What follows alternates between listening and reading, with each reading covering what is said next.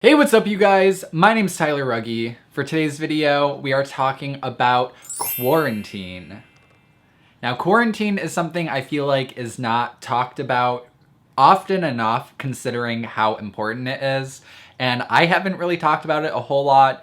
Usually it's something I do, but I don't really show it. I usually like to quarantine my animals. I just do that and get it out of the way before I start making a bunch of videos with them.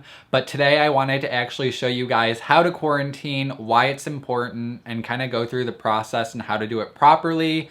Because as you guys know, I recently got a new snake. His name is Tesla, and he was a new ball python that I got almost exactly 1 month ago. I think tomorrow it will have been 30 days. So I got Tesla a month ago, and he has been in quarantine this entire time. And I just wanted to go through everything with you guys so you guys know how to quarantine. And if you don't quarantine animals already, then you will know to do so now.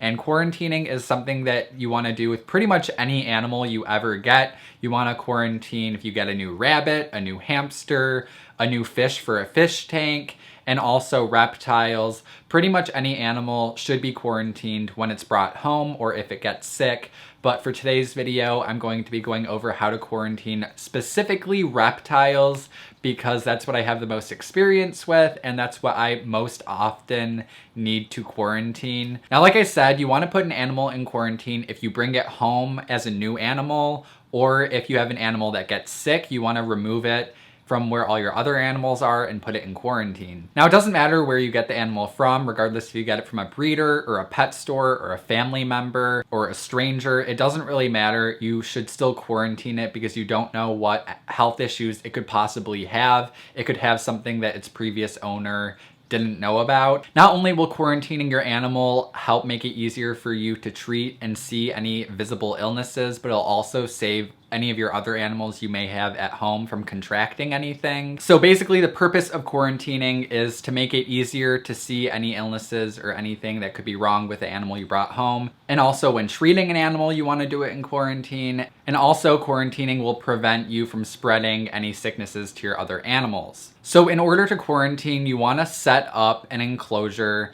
that you are going to quarantine your animal in, and you want to make sure you put the quarantine enclosure in a different room than where you keep all your other animals. So I have a reptile room where I keep all of my reptiles, and then I currently have my quarantined ball python in my bedroom because I don't have any other reptiles or animals in my bedroom. It's just, I have a fish tank, but I don't have any reptiles.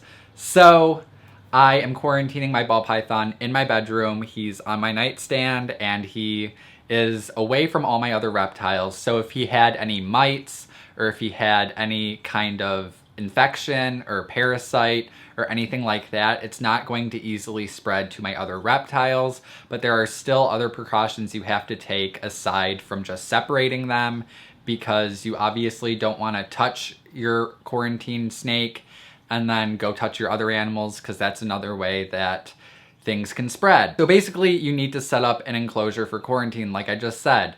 Put it in a separate room from all your other animals. And then you also want to make sure the setup for your quarantine enclosure is very, very minimalistic. Normally when you're setting up a reptile enclosure, you want to add all kinds of different things to make the enclosure look cool. You want to give your reptiles a bunch of enrichment, a lot of wood and plants and things to climb on and hide in.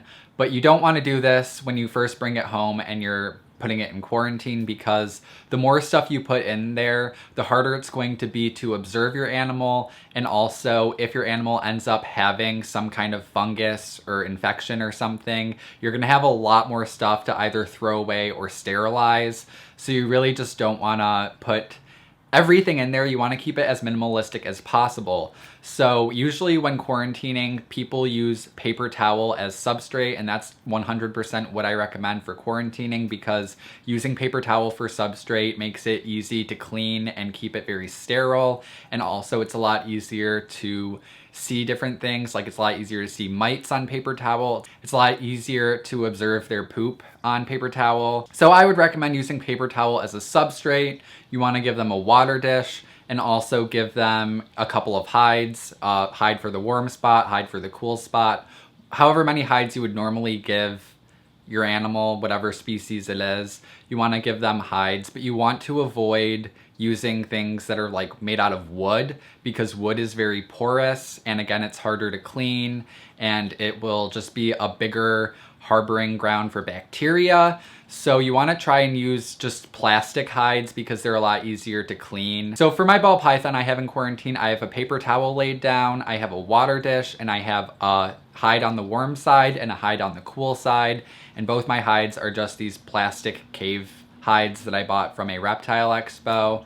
And they're actually super cheap, and they're really easy to clean, and they're perfect for ball pythons. As you can see, the setup is very, very minimalistic. It's very much the bare minimum of what he's going to need while he's in quarantine, but that makes it easier to observe him and easier to clean. I just want to make that very clear that you want to not use a whole bunch of stuff in your quarantine enclosure, and also avoid using wood. So now that you have your quarantine enclosure set up in a room that has no other animals in it, and you have your animal that you've brought home and you put it in your quarantine enclosure, you give it water, you're wondering, what do you do now? Now that it's in quarantine, what is next? And next, all you have to do is leave it alone and observe it. You want to quarantine for a minimum of 30 days is usually what people recommend, but the longer you can quarantine an animal, the better. Some people recommend quarantining for 2 to 3 months, or some people would even recommend doing it longer. It's really up to you, but I'm going to say a minimum of 30 days for quarantine is what you're gonna wanna do, because the more time you give your animal to quarantine, the more time there is for problems to arise and to be able to actually see stuff that goes wrong, because you're going to be very sad if your animal looks like it's fine, but then as soon as you put it with all your other animals in another room, it ends up getting sick, and then it gets your other animals sick, and it's going to be a lot bigger of a headache. So you not only want to save your animals that trouble, but you want to save yourself that trouble. And even though it might be a hassle to quarantine for a long period of time, it's definitely better to be safe as opposed to being sorry. So while you're quarantining your animal, there are different things you want to look for. You want to look for any signs of it being sick. So one thing that you definitely want to look for in reptiles is mites. I have videos all about mites and how to look for them and how to treat them if that happens. Mites are an absolute shit to get rid of, but it's a lot easier to get rid of mites if you catch them while your animal is in quarantine, because getting rid of mites for one animal isn't too terrible, but when mites are all over your reptile room, it's not a good time. So that's one of the reasons why quarantine is so important, is mites. They suck. So you want to look for mites. Mites are just teeny tiny little bugs. You can see them crawling around the paper towel. You might see them floating in the water dish. If you notice your snake or your reptile is soaking in their water very, very frequently, that is a sign that they could have mites. And also you can just see teeny tiny little black specks on your snake, and they might be moving around. So you want to check for mites, and you also want to closely observe your animal, make sure they're moving around their enclosure okay, make sure that they don't like look weird or have a wobble when they're moving around. You obviously want to check their poops to make sure that their poops look healthy. You don't want them to be super runny. You don't want them to be discolored. You want to look closely to make sure you don't see any like worms or parasites in their poop. And you also want to keep track of your animal's weight. Make sure it's not putting on a whole bunch of weight, and make sure it's also not super skinny. And another thing that is super important when quarantining is make sure that after you handle your animal or you're in its enclosure, you want to wash your hands really thoroughly.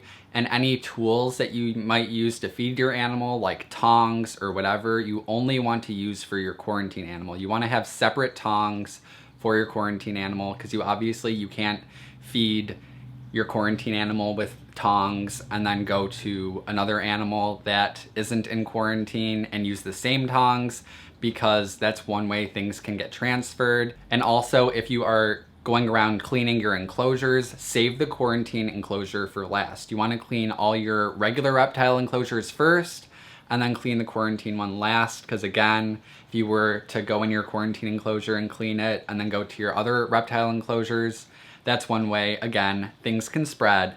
So you need to be very mindful about what you're doing, and because like it's very easy to like go with tongs and feed your snake and be like, all right, I'm gonna go feed my other snakes now, and not really think about it.